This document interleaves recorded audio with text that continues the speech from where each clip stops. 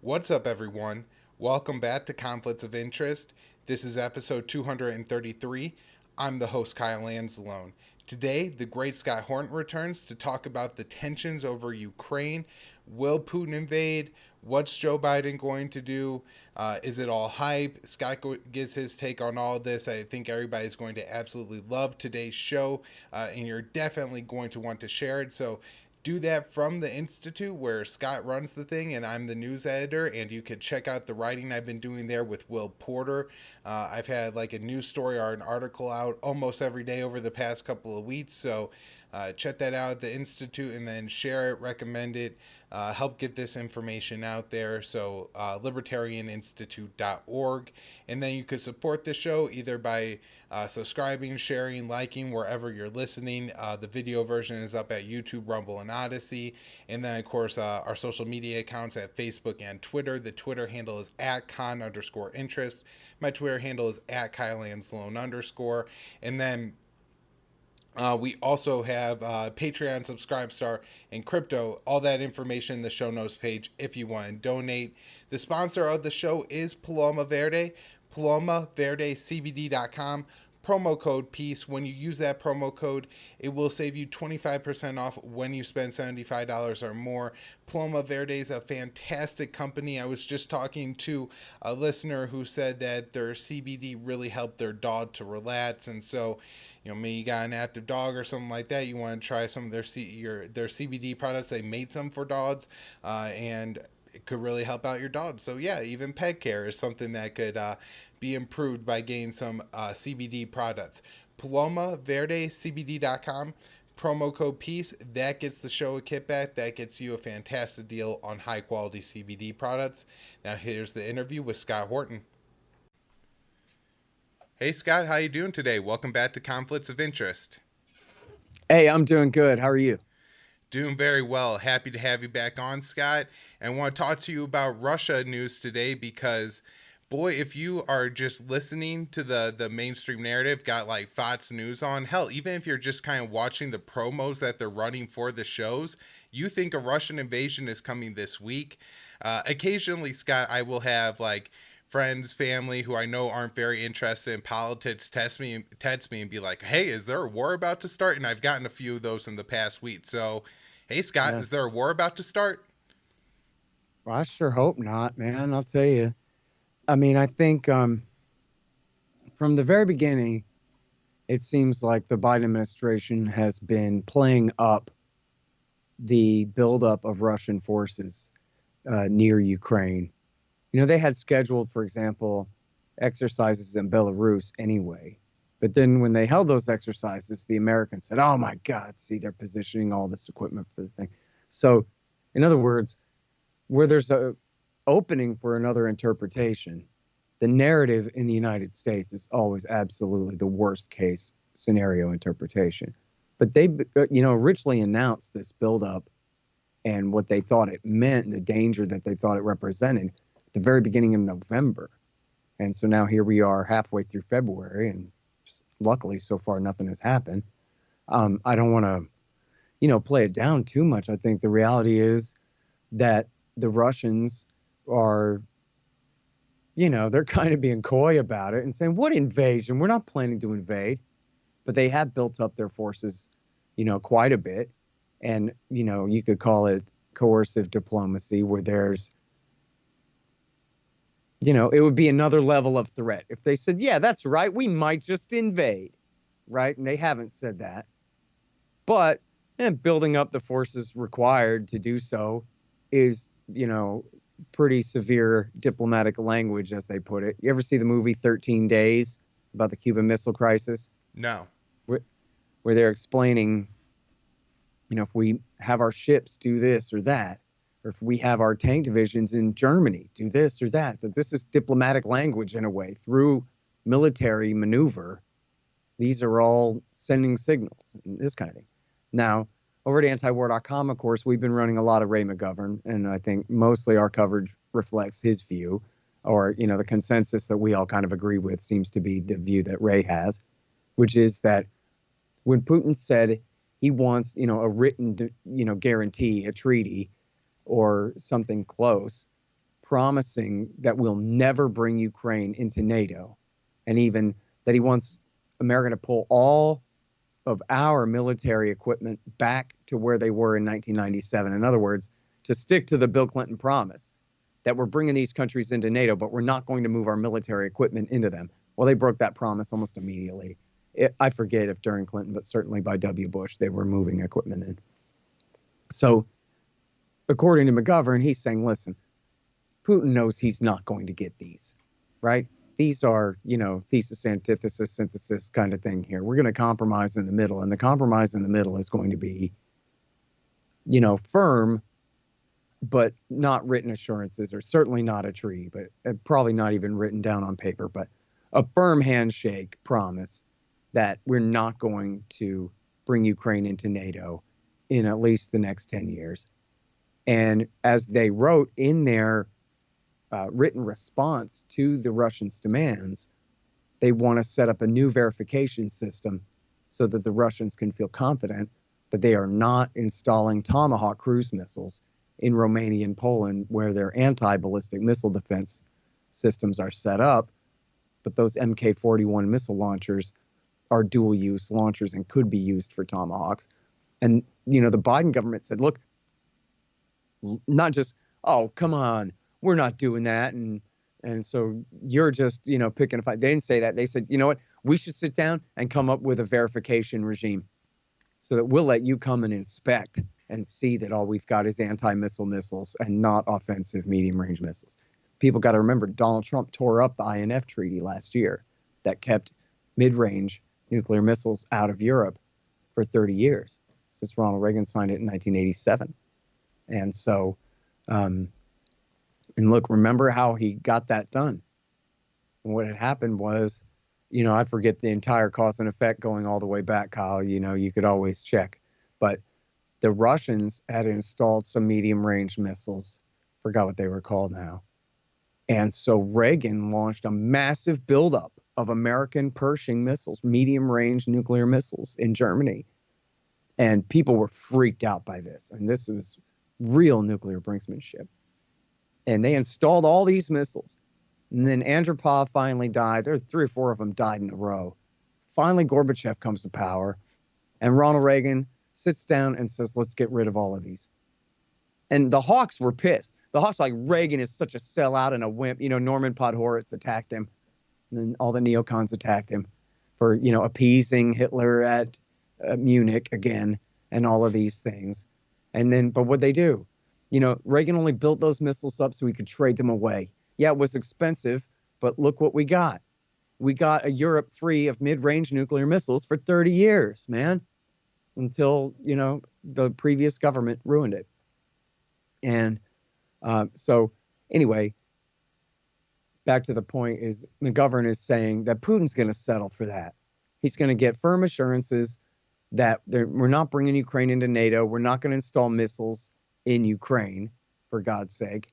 And we'll even set up this inspection regime so you can verify we're not installing Tomahawks in Romania and Poland too. And that he'd be crazy. I mean, he'd be stupid, and it would be completely unreasonable for Putin to decide to invade when he's already got that much concession in his hand. Now, my biggest worry here, man, I mean, it is true, apparently, and I don't know the extent of it. I don't know when somebody says, Russia's 23rd mechanized, whatever the hell, rifle company. Right. I don't know exactly what that represents. You know what I mean? There are people who are severe experts in all of that. But it does seem like quite a buildup here. And I do know that, and this is my biggest worry of all, really, Kyle, is that Douglas McGregor is worried. Mm-hmm. Douglas McGregor thinks that Russia is going to invade. And I think he probably, I don't want to put words in the guy's mouth, but I think he probably thinks this is mostly America's fault, but that it is what it is.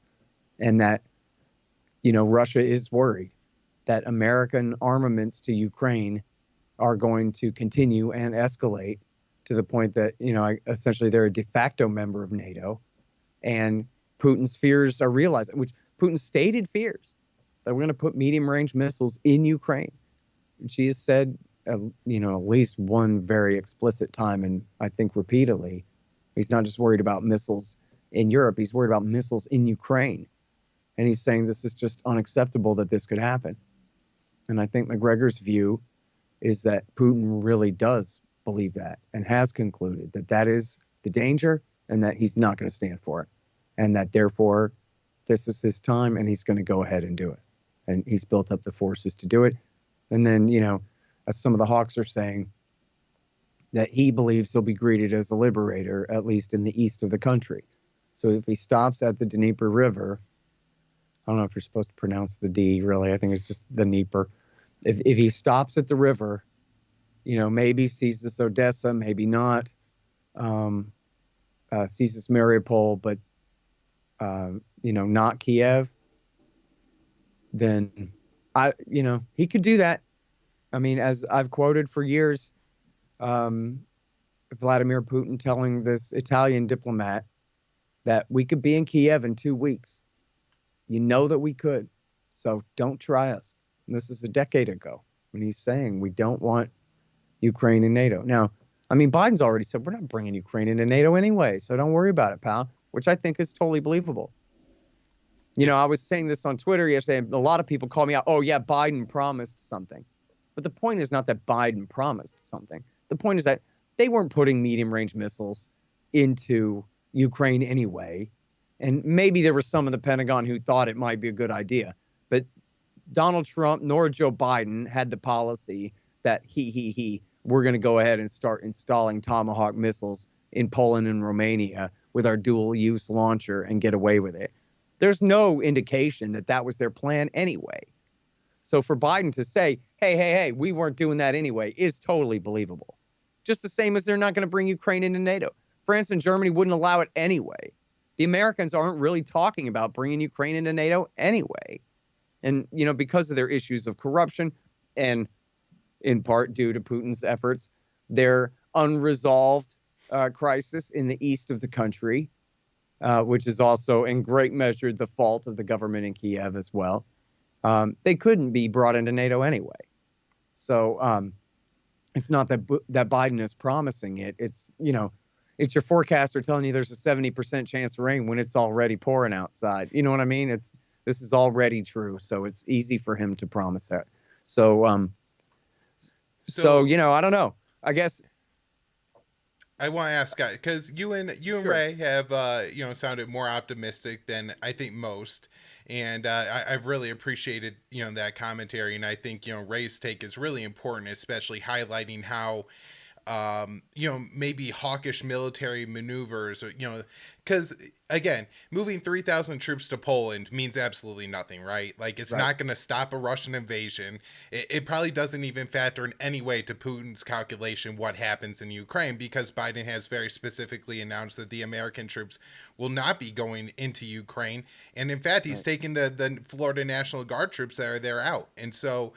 I mean, I thought that was just PR essentially. That look, as I'm backing down, I'm sending troops to Hungary. Like, Right. okay, That's so what? You know what yeah. I mean? But like, look, I'm sailing my boats in a big circle.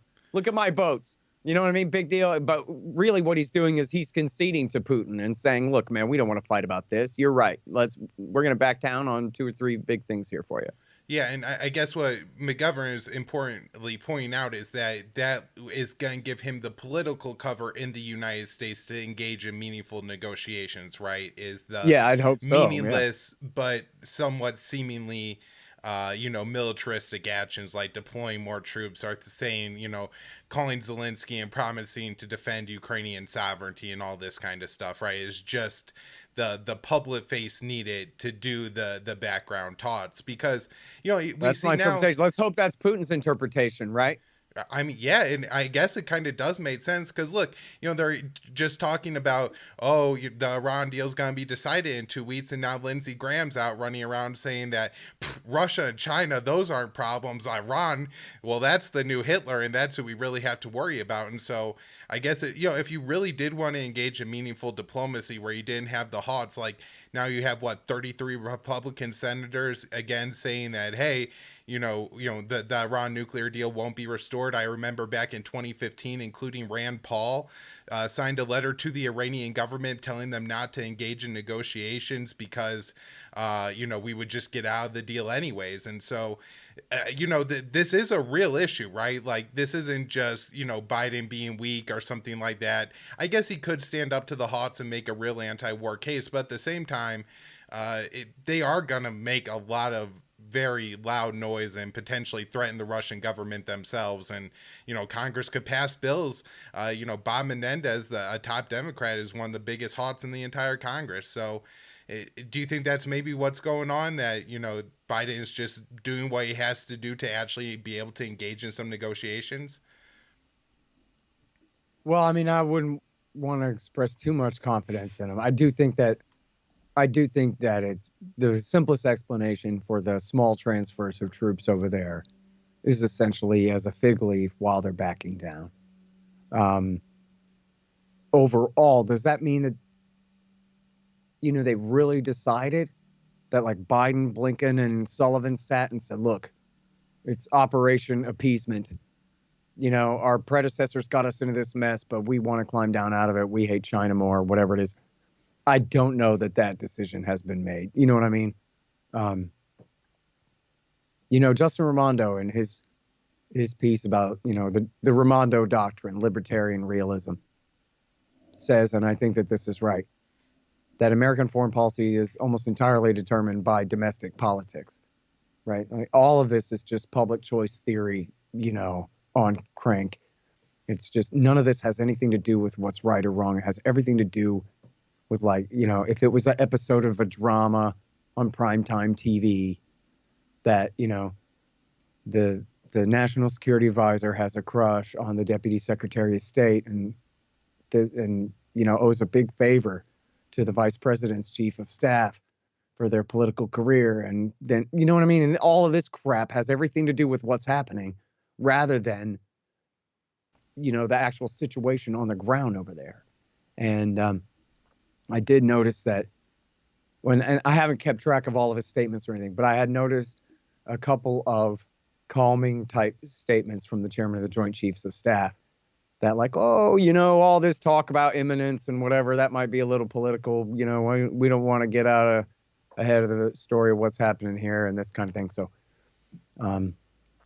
you'd like to think that there's cooler heads in charge, but, in a way, I used to always get so mad at this because it always sounded so patronizing, and it is patronizing and condescending, and it's not entirely true. But when I was formerly a conspiracy kook, I remember listening to conspiracy kook debunkers say that, it's kind of comforting for the simple-minded to just believe that, like, somewhere there's a skull and bones board of directors that rules them all and that is really in charge and knows what they're doing, when in fact the world's a lot messier than that.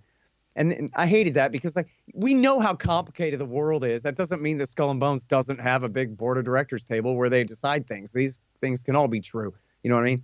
Not that I think the Skull and Bones is the center of the thing, but I'm just saying it's a condescending point that they're making in order to dismiss what may or may not be factual about certain groups doing things. They're, like, trying to debunk the mindset that says you should even be curious about who these people are and what they're up to, that kind of thing, right. But forgetting the debunking part of it, just on the comforting part, yeah, I think that's probably right. That actually, if there really was sort of a single board of directors, sort of a single CEO or a single president that was really in charge of policies, at least you would know who to worry about. At least you would have a firm understanding of what's happening. Instead, it's really more like the Kremlinologists of the old Soviet Union days, where you're stuck reading TASS and trying to figure out what it all really means. You know what I mean? Based on the little bit of information dribbling out there. There's so much that goes on behind the scenes that we don't really know how these decisions are made. We don't really know what, Jake Sullivan is taking into account when he makes his pronouncements. We don't know what he's telling Biden. We don't know what he's keeping from Biden. I saw a point, someone made the point that you could see that part of what happened with the botched withdrawal from Afghanistan was that Biden said, we are leaving, and he put his foot down. But then he also said, and I don't want to hear anything more about it. Right? Something like that. So now, on one hand, you and me are like, thank God. You know what I mean? This had to happen at some point, right? However, and it's also true that if he allowed them to continue coming to him with more about it, they would continue to try to talk him out of withdrawal. Maybe we need to send another 50,000, boss, or God knows what. Right. But at the same time, it also means that no one's really in charge of making top level executive decisions like how the hell are we handling this withdrawal at the airport right now? And is there anything smarter that we could be doing instead of the stupid things that we're doing now?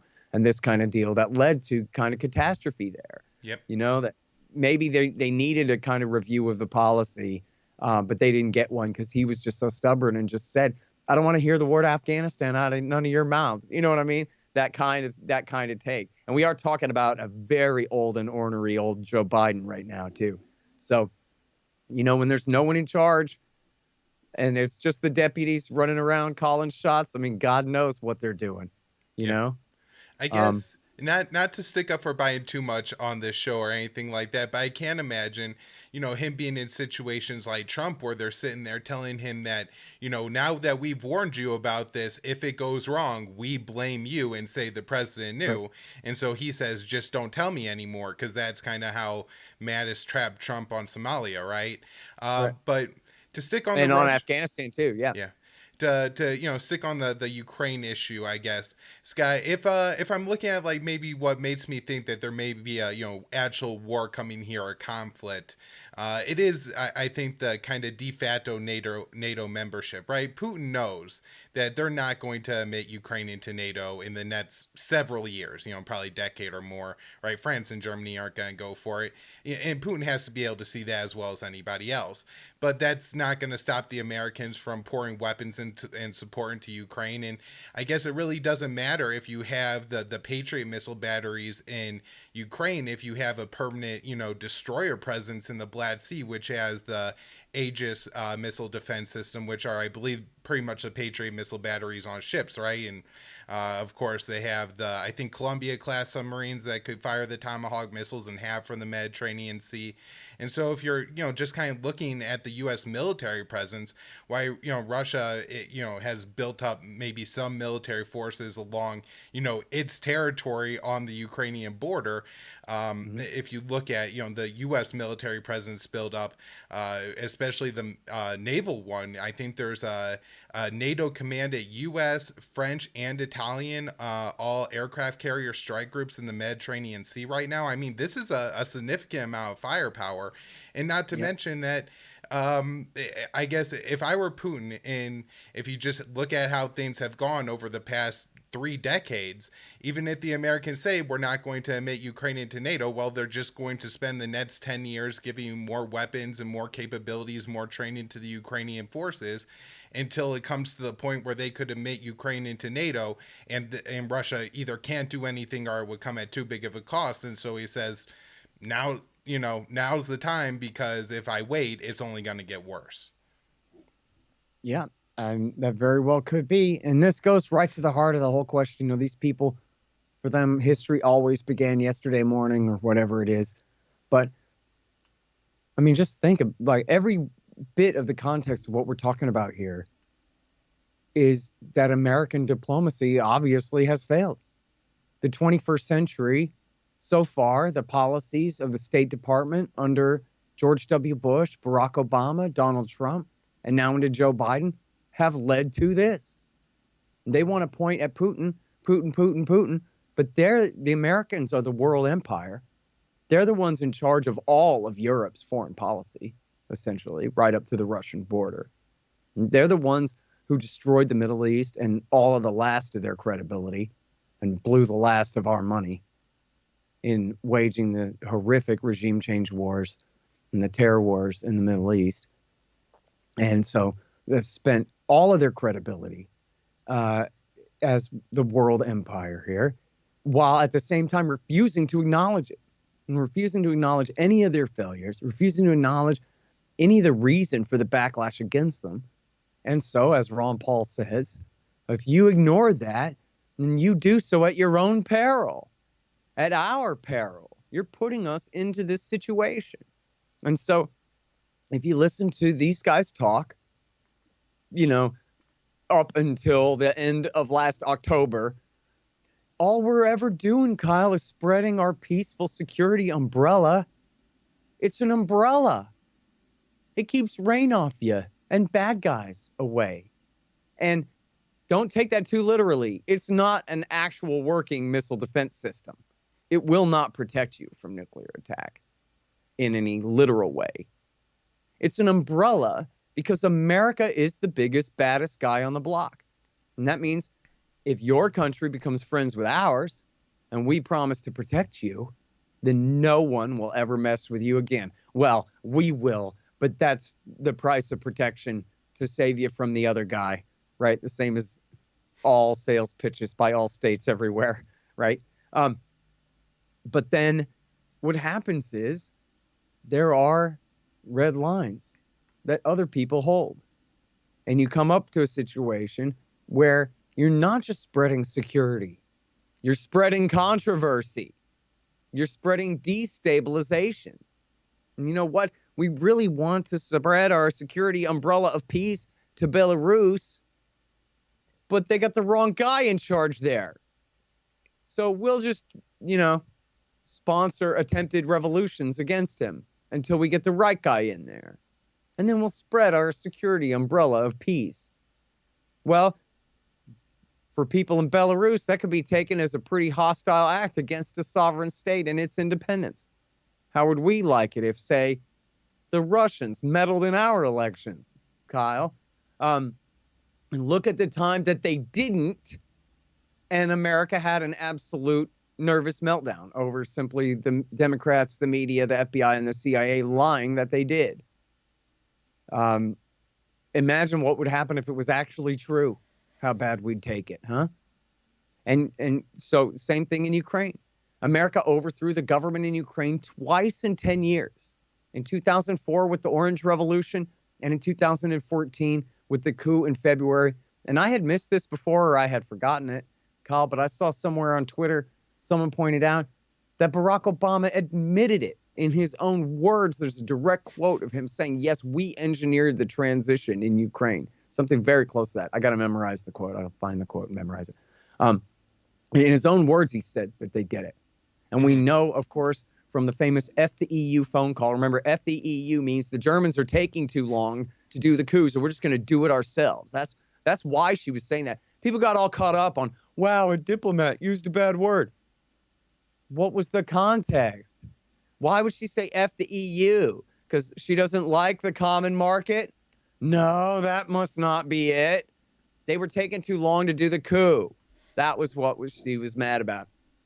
Anyway, so we had them red-handed, saying that, in fact, even that Joe Biden, the vice president at the time, was in on solidifying the coup and doing a conference call with the plotters to give them an attaboy and get the deets to stick. That is, the details to stick on doing the coup.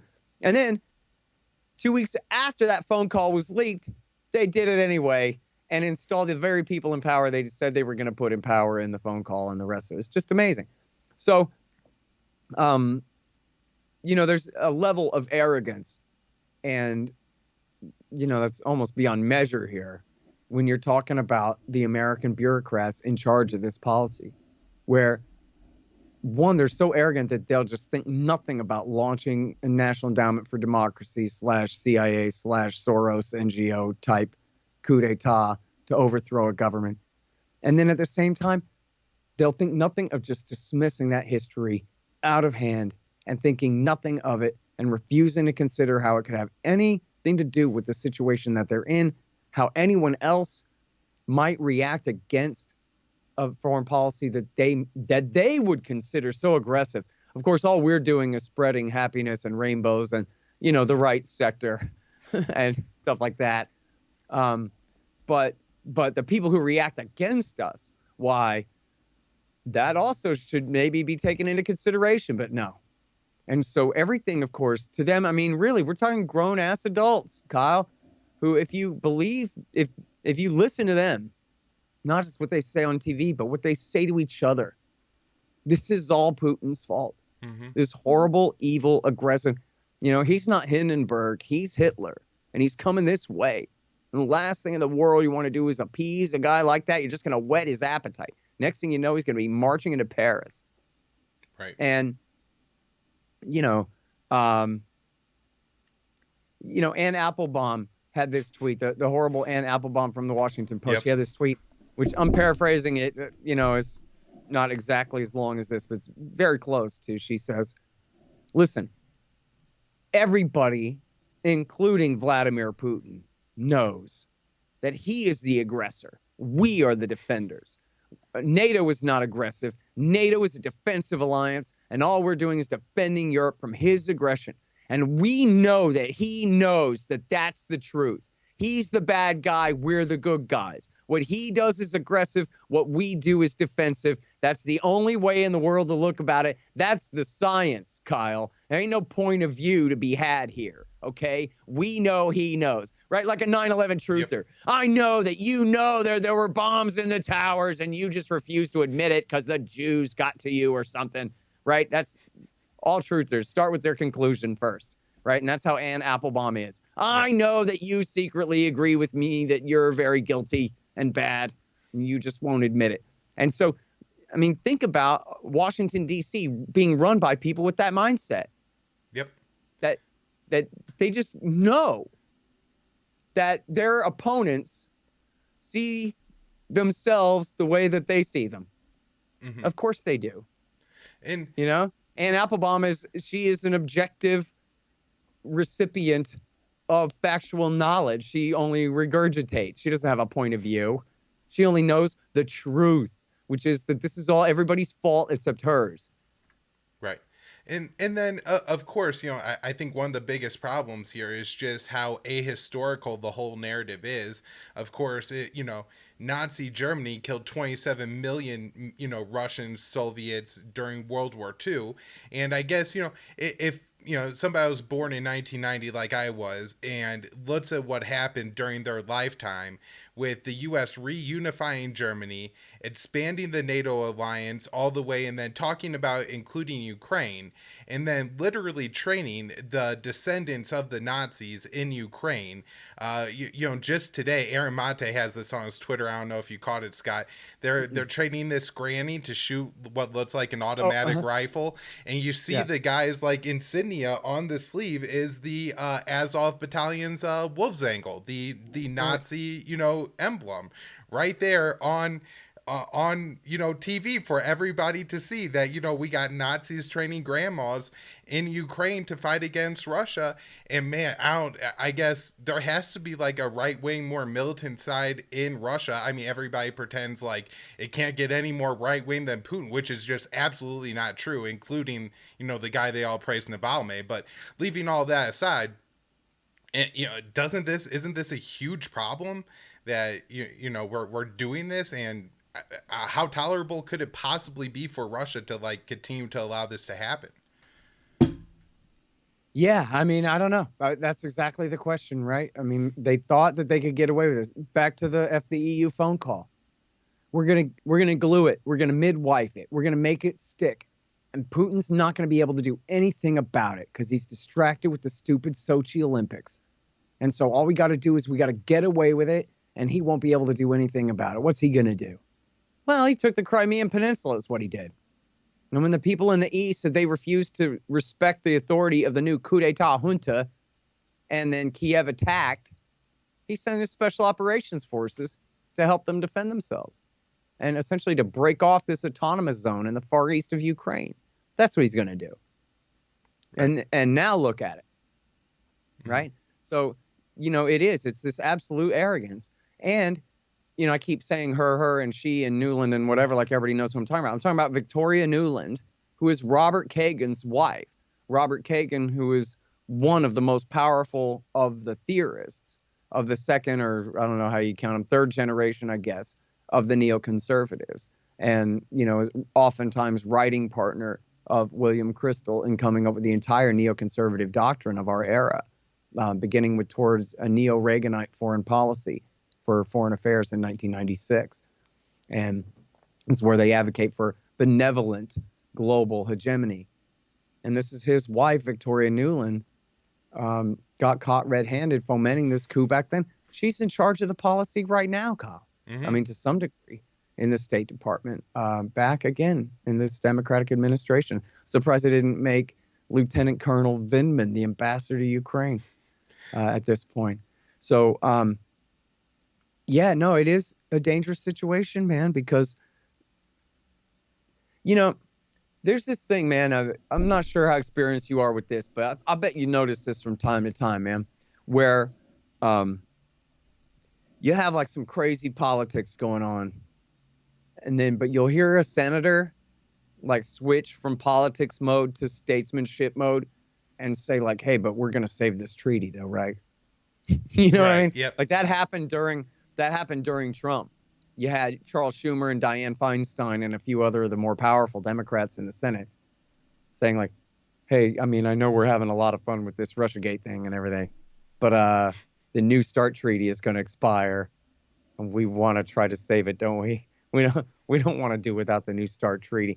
All right. In other words, children playing, at some point the adult thinking kicks in, hopefully, and someone gets down to like brass tacks.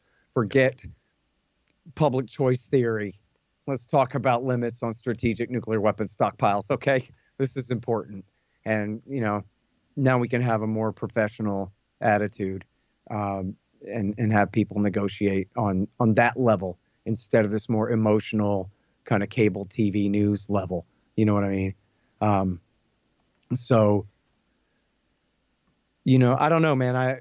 I think that that's what's going on in the White House, honestly, to a degree. I mean, I don't know if it's enough. They have to mix so much bluster with their climbing down that it maybe really, is self-sabotage. Yep. I mean, when you read the Biden government's response to Putin's demands, their written response, it's full of such arrogance the whole way through. And then, like we were talking about, they say, "Hey, let's negotiate a verification regime for these tomahawks, man." All of a sudden we get real serious on, page 9 or Yep. whatever it is. Um, so, I mean, place your bets if you think that that kind of thinking can win out in the end. So far it has. When I was a boy, I was worried there's going to be a nuclear war.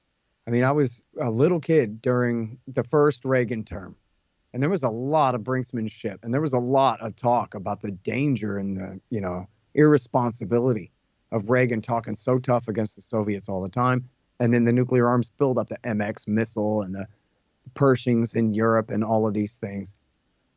And my dad told me then that, like, look, I ain't a Reagan guy, and he ain't the best president we ever had by a long shot, but him and his people are not trying to get us into a war. They're trying to get us out of one. They want what they want, and they're taking some risks, but they know what a nuclear war would look like. And the Soviets know what a nuclear war would look like, and it's too horrible. So it could happen. I'll never promise you 100% it won't happen, but there's no real reason to think that this is going to escalate here, because at the end of the day, these guys know how much responsibility that they hold here, and they're not going to blow it. It's just too much. So I think that that's sound advice. That's held this whole time. That's held since the Soviets detonated their first A-bomb in 46, Mm-hmm. I think. Or 47. I think it was 46, man. A year after the war, wasn't it? Um, So, anyways, guys, this is pretty much where I want to take the conversation now, anyways, and talk more about the Biden administration and just a little bit more general sense, but you could relate it to Russia too, where I think almost like the Trump administration, the president is the most realist of essentially anyone on foreign policy. I think Biden really does understand kind of what the security situation in Europe is and seems the most willing and the most vocal about we are not putting troops in Ukraine. We're not going to fight Russia there.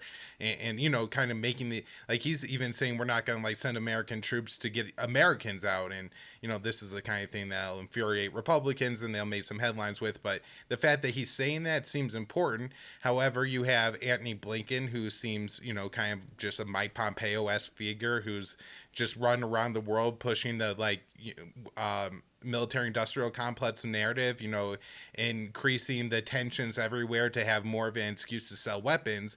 But you also have Jake Sullivan, who's the national security advisor, and Victoria Nuland, who I think are real hawks who really have maybe an issue with Russia or really actually want to do something to harm Russia and Putin, and who see an opportunity. And Sullivan has even said that it could be a strategic victory if Russia invades Ukraine, understanding, how much it'll cost Putin and everything like that. And so out like just who are the actual neocons in the Biden administration? And I don't know, do you see like anybody there who is like really I guess maybe talk about William Burns, the CIA director, and that's something Oh, that sure. McGovern has really talked about.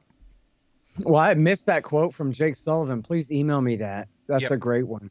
And I think that thinking is reflected in a lot of what they've been doing for the last few months, isn't it?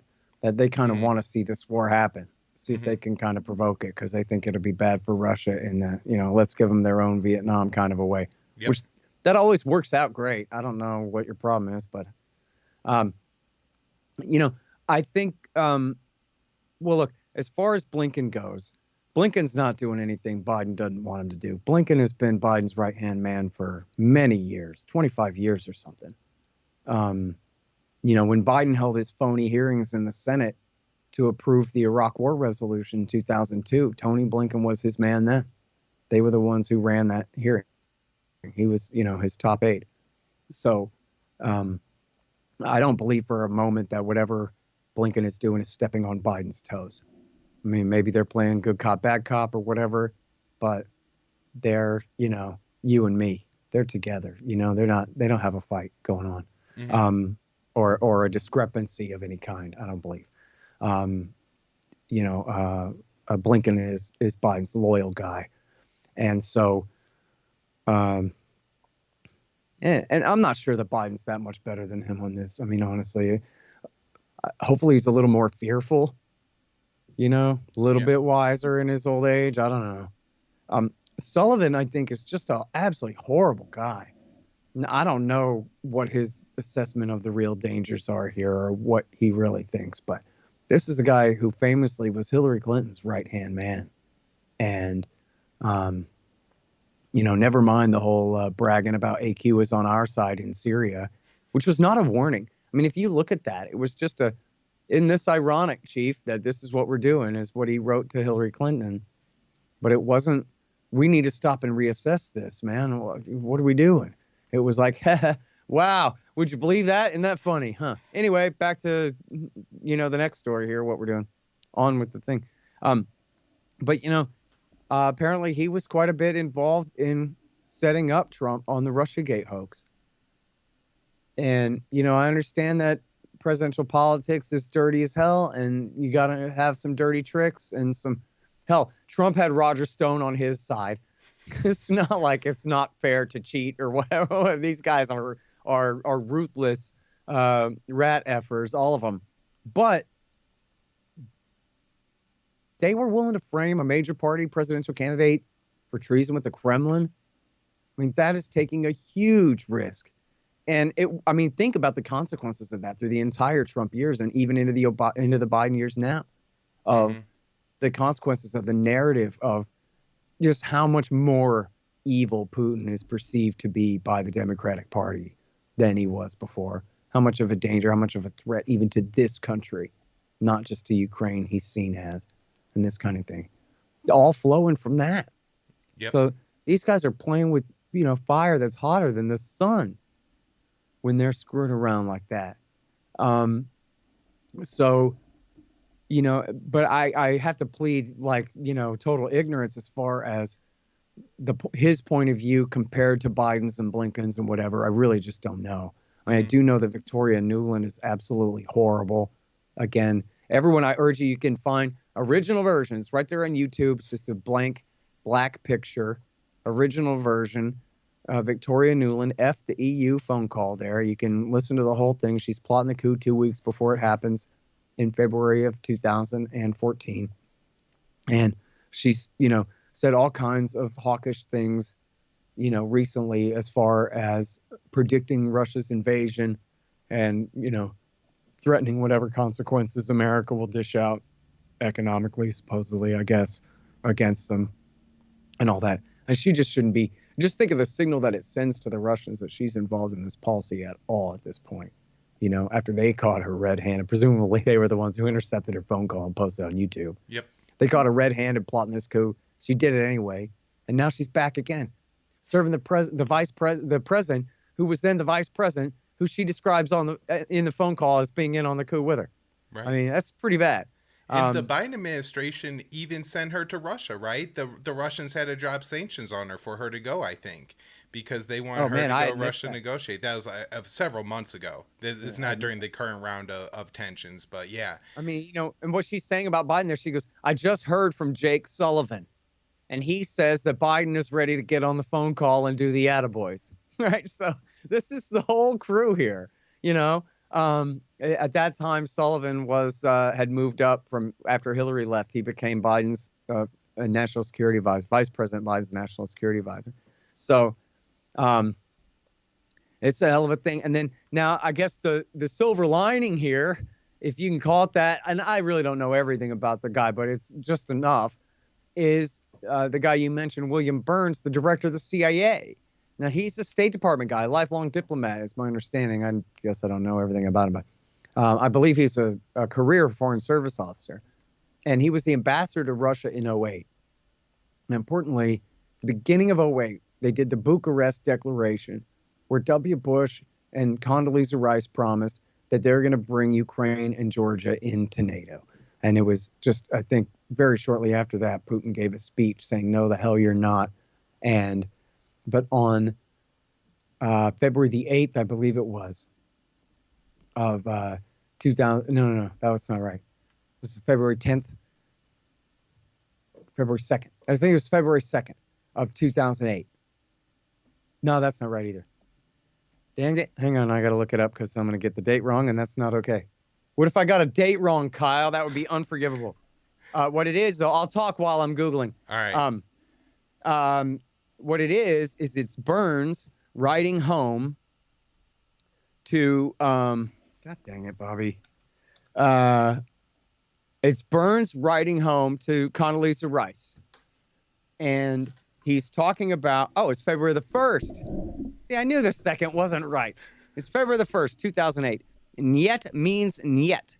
Russia's NATO enlargement red lines. You can find it at wikileaks.org.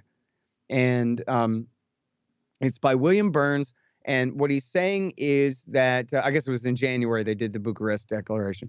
So this is in February. And Burns is writing home to Rice, and he's saying, listen, I spoke with Sergei Lavrov, the foreign minister, and he wanted me to convey to you that absolutely hell no, red line drawn, you will not do it, we will not stand for it.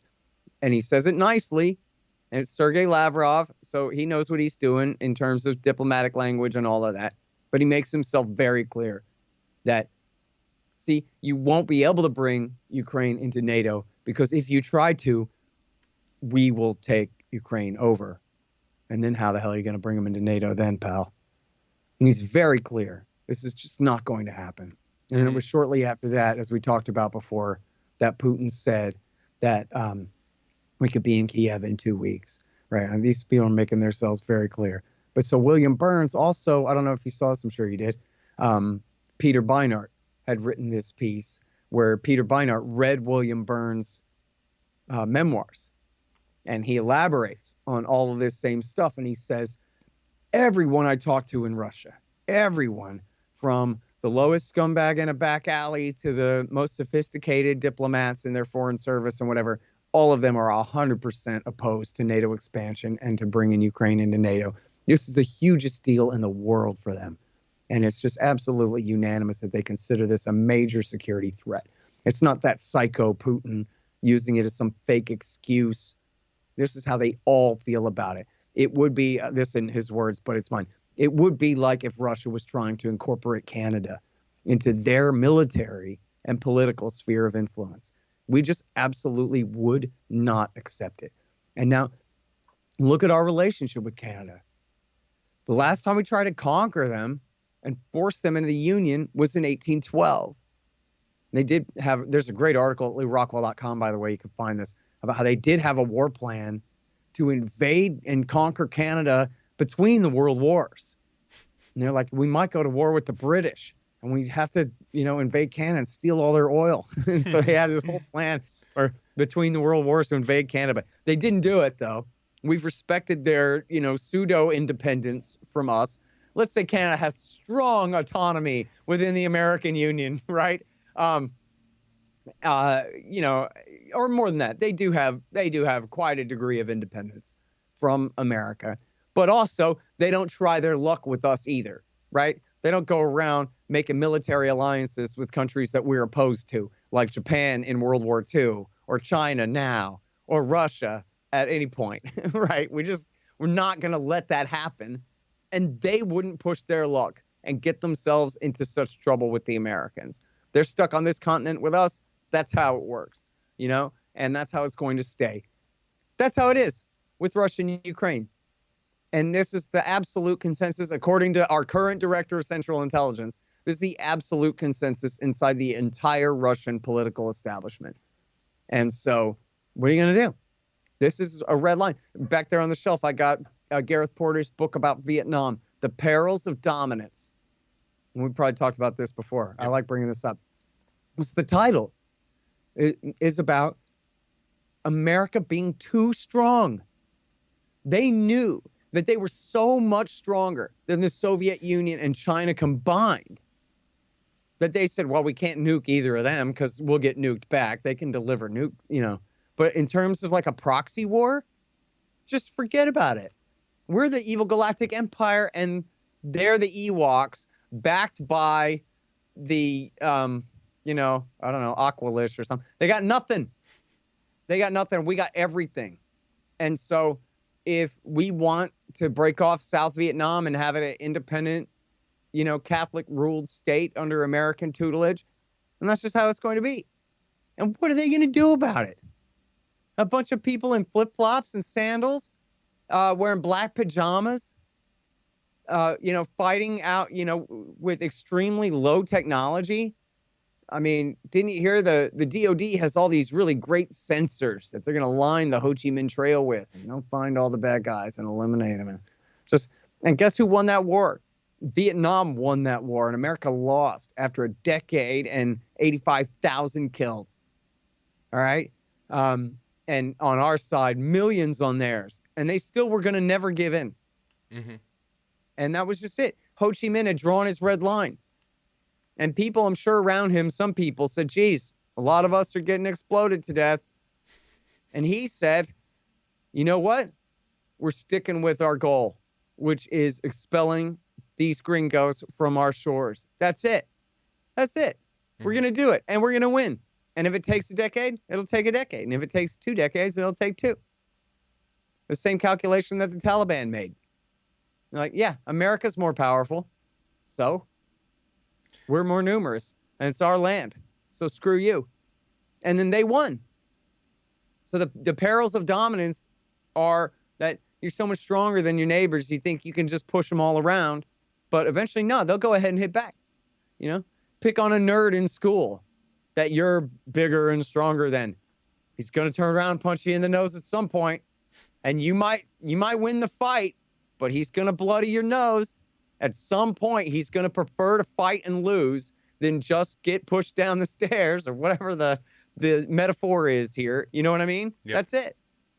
So America is way, way, way out over her skis, as they say. Move the NATO defensive so-called line 1,200 miles east from where we used to keep it during the last Cold War.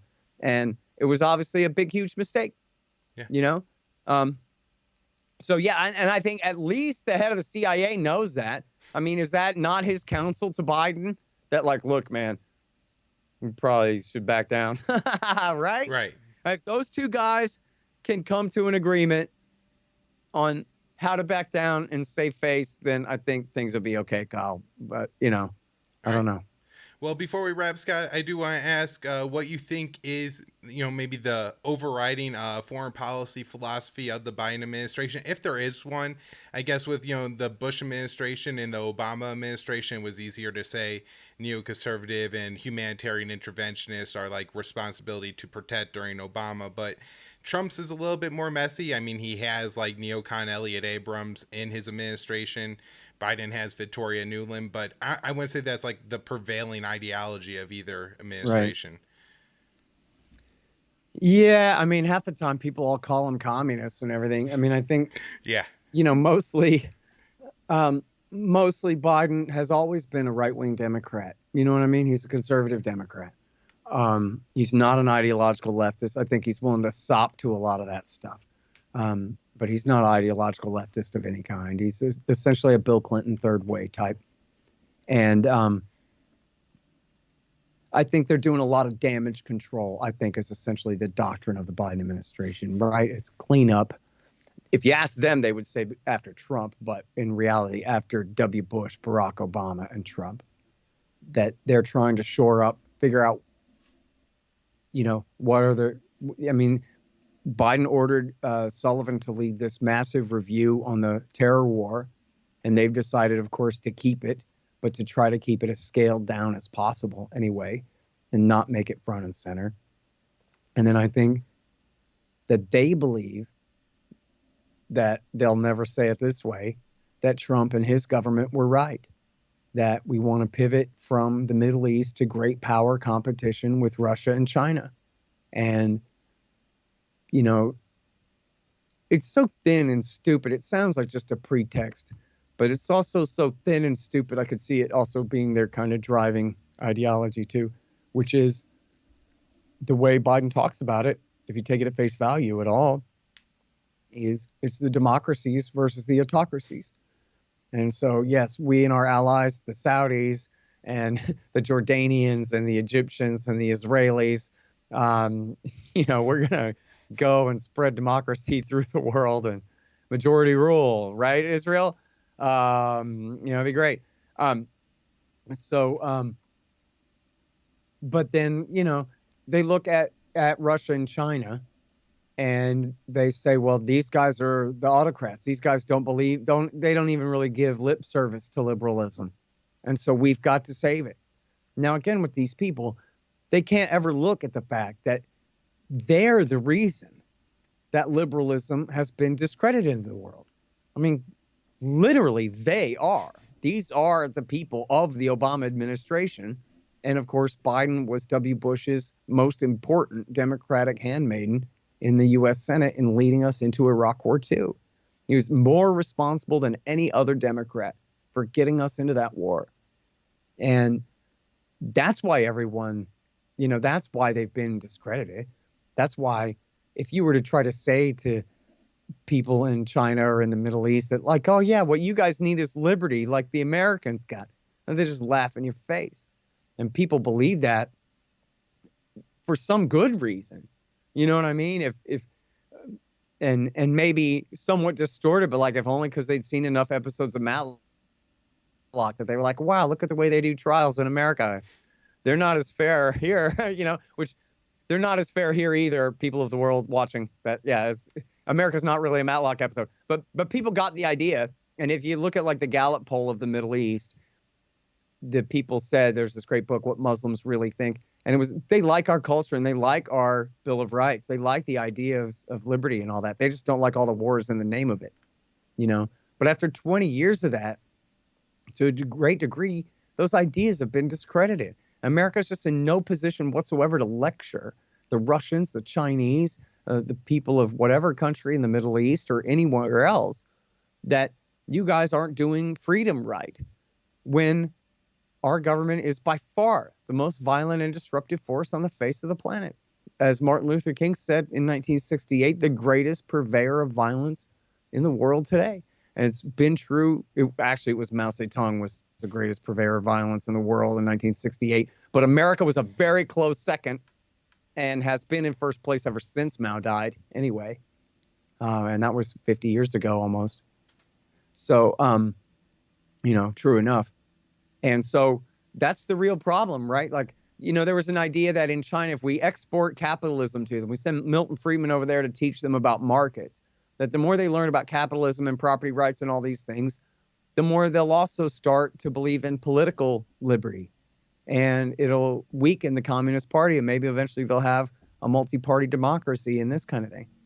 Well, I'm not saying that that definitely would have come true or anything like that, but I'm just saying, think of the headwind against that evolution in China over the last 30 years with all of the hypocrisy coming out of the United States, especially the last 20, but even through the Clinton years too, where, but especially W. Bush is setting the whole Middle East on fire and calling it liberty. And it makes people that much harder to reach with that message, if nothing else, right? Like, never mind if the average Chinaman is saying, oh no, liberty is bad because liberty is whatever W. Bush calls it or something like that. They don't want anything to do with it in that way.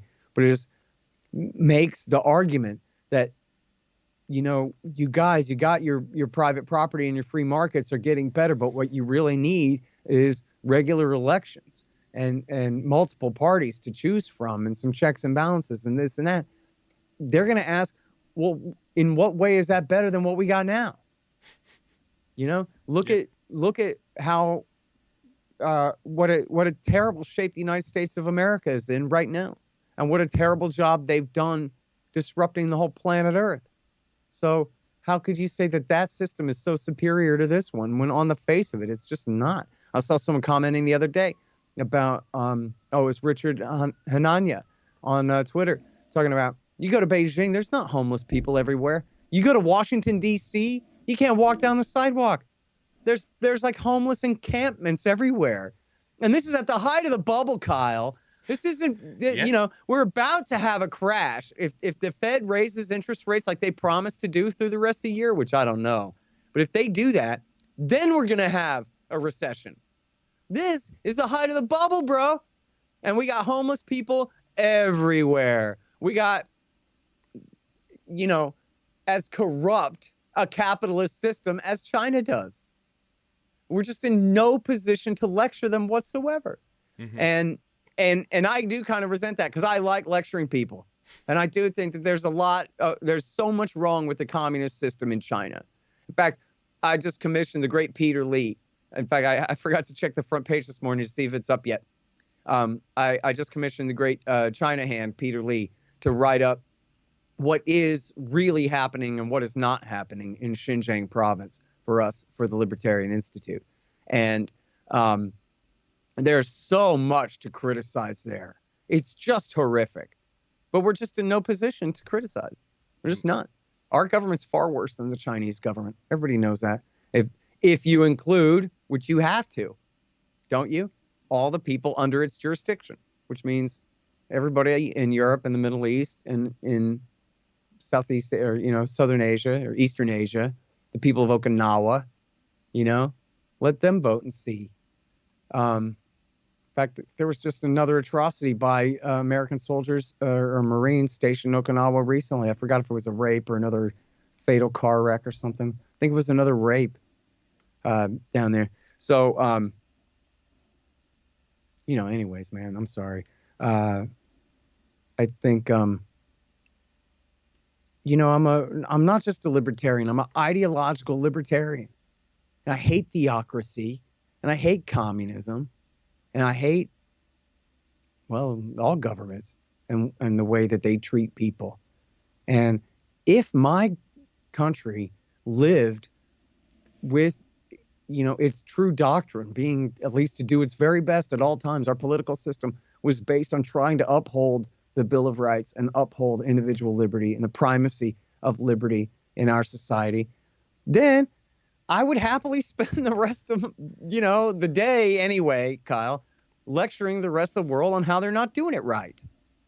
There's so much to criticize about the way humanity treats each other and itself and all these things, however you phrase it, right? And yet I got to stick to my guns. In fact, a guy asked me, wanted to advertise on my show. I don't want to be specific about the product because I don't want to say anything negative against the guy. I wish him all the best luck. but the product was essentially making fun of one of America's enemy states.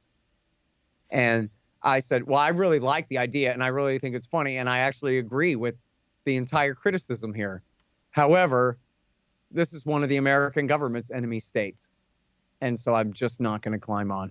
Yep. You know, I'm just not going to, go on the ban. We could go for another hour on how horrible the Taliban are and what a horrible job they've been doing since they took over the country, and the people they promised not to murder that apparently have been disappearing all over and whatever. They're scum. But you know what? That's not my job.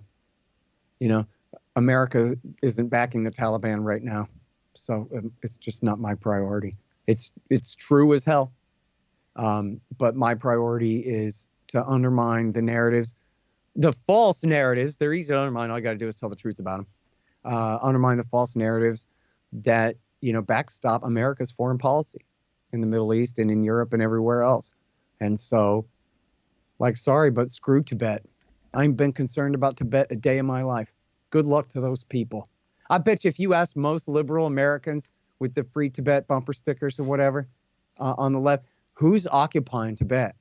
Why is it that Tibet's not free? Can you explain in any way what's not free about Tibet? They wouldn't even be able to tell you, It's just a thing that they heard as like a fun thing that you're supposed to be a part of or whatever. Right. But that's just not my concern. But it should be. I wouldn't mind it being my concern. As soon as the Tibetans are the last oppressed minority on earth and my government's not oppressing it, in fact, not the last ones. As soon as my government is not oppressing anybody, I'll switch straight to Tibet. Right. And Xinjiang. Got my promise. As soon as I'm not worried that the CIA is backing the Uyghurs, then I'll go right to supporting them.